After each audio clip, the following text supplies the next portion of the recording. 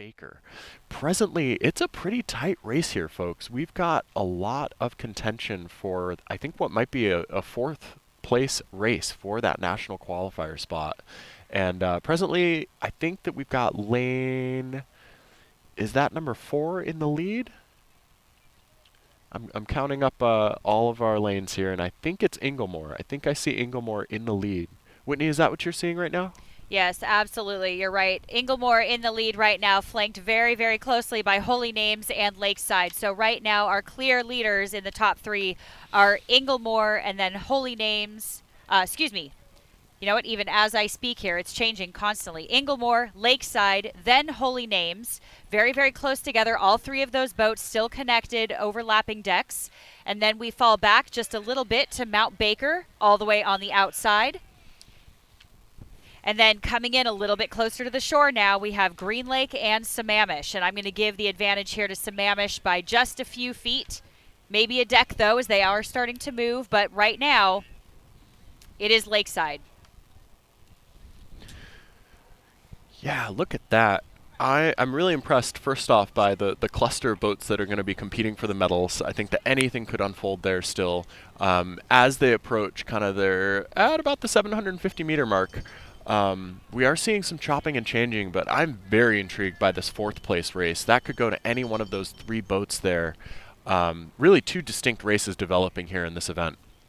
That's right. Again, we are a little bit far away, but do keep an eye on Mount Baker on that outside because they are sneaking up again. I always say you have to watch those boats on the outside. They're in the perfect position to absolutely sneak up on the rest of the field without anybody noticing, and I think that can be really, really dangerous. So if these other crews, if Green Lake and Sammamish do not keep an eye on Mount Baker on that outside, they could potentially lose that 4th place position. Indeed, and this is an interesting dynamic too with a lot of these bow-loaded boats where the coxswains are up front, so they don't necessarily have as good a view of the field to the sides of them or behind them, so you don't necessarily know what's coming, although the rowers do because the rowers are facing backwards, and so they definitely know what's in store, who is coming up, who isn't, and I'm still really intrigued by this 4th place race. I think that could go to any one of those 3 boats as they are in 500 meters and approaching the red buoys. This is turning into a real humdinger of a 4th place race, folks. Well, a great word used right there, a humdinger. And just as we say that through the last 500, Mount Baker, I think, is really starting to make a push here. They know that they have 2 other boats fighting for 1 spot. So 3 boats, 1 place, and you know, it's really anybody's game, but I think Mount Baker is really the one to watch here on the outside. And we still have our leaders here, Inglemore, Holy Names, and Lakeside up at the front, and you will see them coming down into the red buoys very shortly here, so do come down to the beach and watch the Women's Youth 4A final here. This is incredibly exciting. Keep an eye on that 4th place. I'm putting my money on Mount Baker. Yeah, I think you're not wrong there. Big props to our drone operator, Brian, today, bringing us these pictures. This is so exhilarating to watch. I hope you at home are enjoying this ride.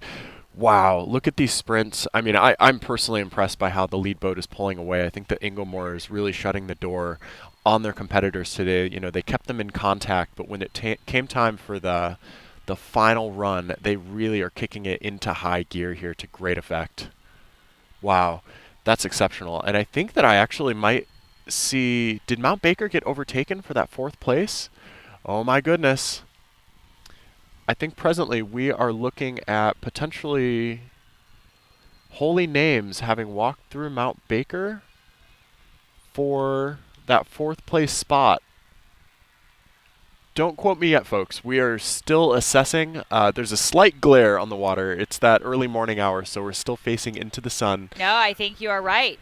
I think we've definitely had a change in place there. So right now we do have our very clear leader crossing the line first. Yeah, for the gold, Inglemore. What so a row smooth from Inglemore, followed by lane 5. Again, Holy Names, who took at least 2 boats in the last 500 meters. What an incredible race. That was incredible sprinting from them. Followed by Lakeside in lane 3. And who's this 4th place spot going to go to? I think lane that 6, was lane 6. Mount Baker. Wow. And look at the jubilation you can see they're real happy about that. They are high-fiving down the course here. They know that they have qualified. So well done. Again, please do check your official results here. We do the best that we can just calling from the shore, but do make sure that you go to time-team.com for all of the official results as they populate just moments after we race here.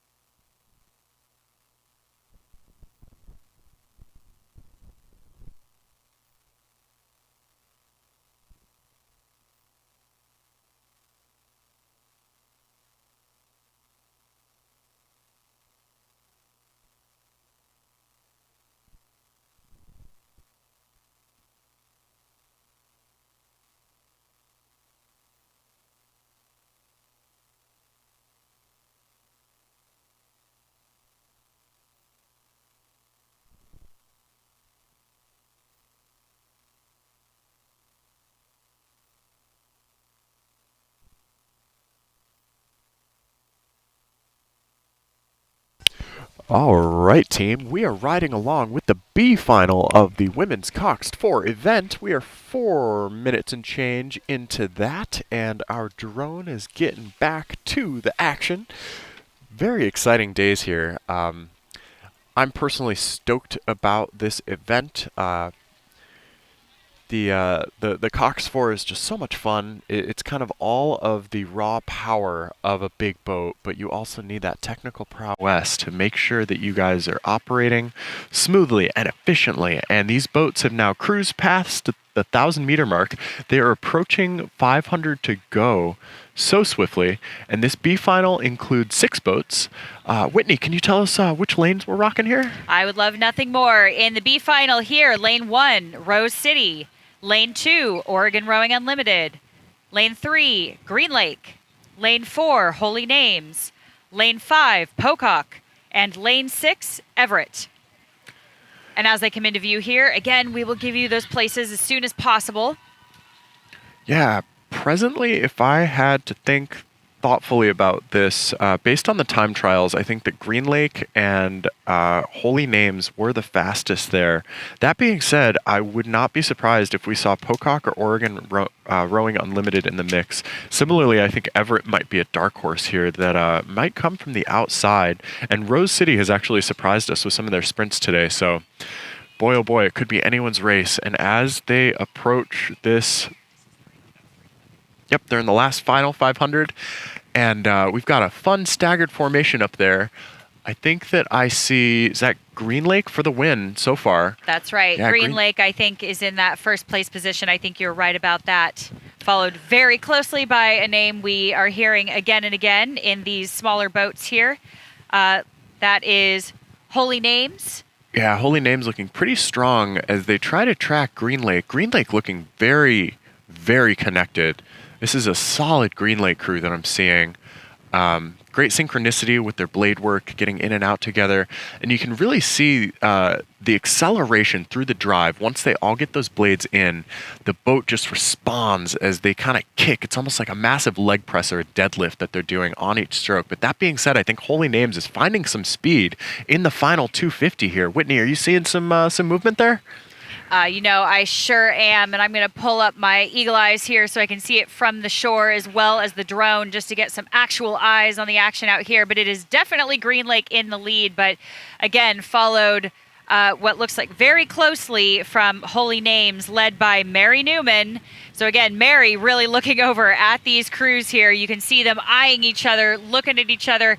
Who is going to go first? So this is going to be a bit of a nail biter here. We're going to see if Green Lake can actually hold off Holy Names through the sprint. And my guess, my prediction here is somebody's going to go early. Yeah, I think goodness, I think Green Lake is bringing it up. I see Pocock starting to sprint too. Pocock, not to be forgotten, stroked by Cornelia Goforth. I had the opportunity to coach her when she was a novice. Super awesome human. And it looks like she might be vying for a bronze today. And I see them closing the distance between Holy Names. I also see Green Lake still maintaining that lead. They've got a deck overlap with Holy Names, but Holy Names not quitting. I think they just took a seat, actually. Well, I want to keep an eye on the race right behind them. Rose City, Oregon Rowing Unlimited, and Everett. Yeah, that is a tight race for the 4th, 5th, and 6th place spots here. Yeah, and Pocock here coming in smack dab in the middle of the pack, but right now crossing the line, it is definitely Green Lake. Dang, way to go, Green Lake. Congratulations to Green Lake finishing that race, followed by Holy Names. Yeah, big shout out to the stroke seat of that Green Lake boat, Zoe Keenan. We actually got a chance to catch up with Zoe's parents earlier today.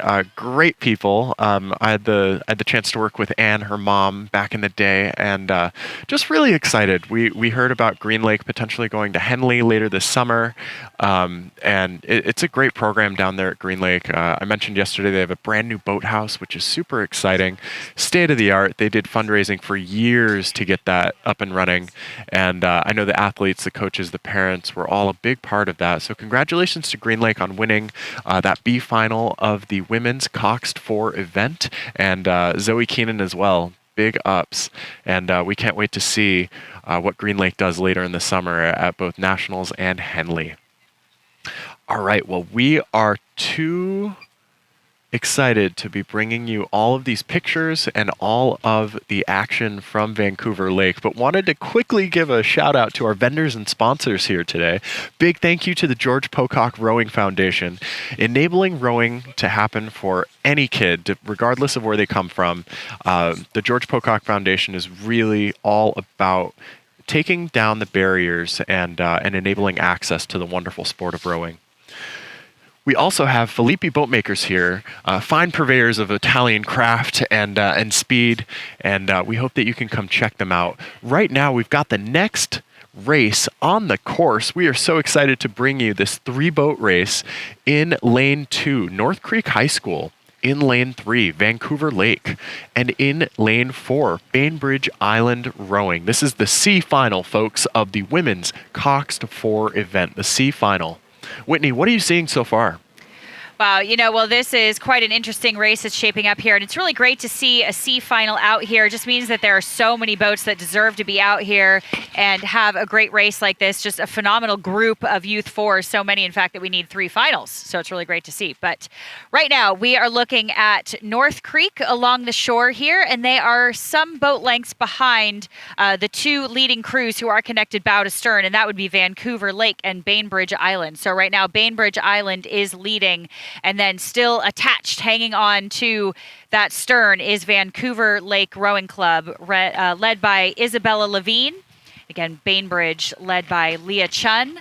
So we will hopefully see a little bit of push here from Vancouver Lake on Bainbridge. And I'm not sure, though, if we will have enough real estate to do that because as we speak, it's looking like Bainbridge is still walking away here. They have detached themselves from the bow of Vancouver Lake and are starting to move. So as soon as I can, I'm going to get some stroke ratings for you.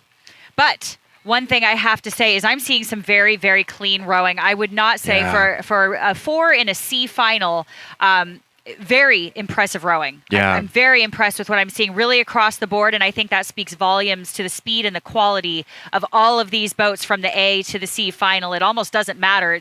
Somebody has to be in these finals, but the quality is top-notch. Yeah, I think consistently across the board in this event, we have seen some exceptional rowing. The smoothness is really what I can't get over, and the finesse. Typically in youth athletes, you don't find such grace and elegance in in their rowing, particularly after a couple days of racing already, and even while sprinting, we've got such acumen with our blade work, and I think it speaks to the coaching in the Northwest. I'm very fond of a lot of the coaches here in this region. I think that we've got a great culture and a great community of like-minded coaches who all share similar values of respect and awareness, and really just trying to maximize each athlete's potential out there. And it's showing. And a lot of these athletes that are in these varsity fours have a lot of experience so far, 3 to 4 years potentially in their youth program.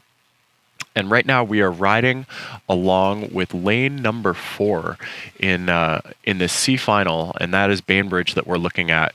And you can just really notice like a smoothness and an efficiency of movement. There's nothing extra. You can see that boat is nice and set. It's moving consistently. It's moving evenly. And these girls are really putting down a solid performance. Yeah, you've mentioned that word smooth quite a few times here, but what are we actually looking at? What does smooth mean in rowing? Like what actually keeps the boat going that makes it smooth? So if you bring your attention to that bow ball, and that is all the way over on the left of the vessel, there's a little rubber, it is actually a ball, and it's there to prevent any injuries in case that boat collides with somebody.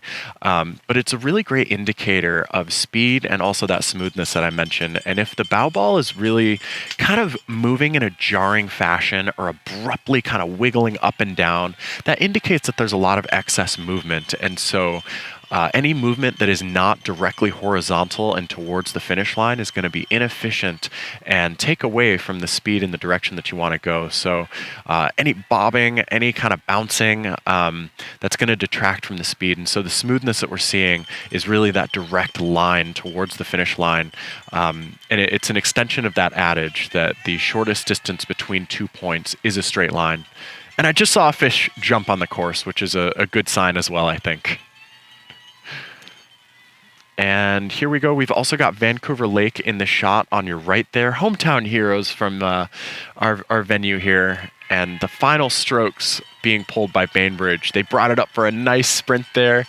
Didn't really have to. They were secure in this victory, but they did anyway. Always good to see that race plan being executed. And here we have Vancouver Lake bringing it across to multitudes of cheers from the beach. Hugely supportive crowd here this weekend at Vancouver Lake. Really impressive, actually. It doesn't really matter the event. It doesn't matter if it's been an A, B, or C final. We've heard support. We've heard cheers. We've heard vuvuzelas. It's been awesome. Yeah, that's right. And let us, again, cast our eyes down about 20 strokes to North Creek High School, who is finishing up in the red buoys here. That coxswain sitting up nice and tall. She is ready to get this race done. Really, really well done to all 3 of these crews. As we see North Creek here putting a little exclamation point on executing their race for today. Could not ask for better conditions. 49, 50 degrees, even on the chilly side a little bit, but perfectly flat water here. Really, really beautiful. So well done. North Creek High School coming across the line there. Bainbridge Island is our leader here with an 8:18, followed by Vancouver Lake.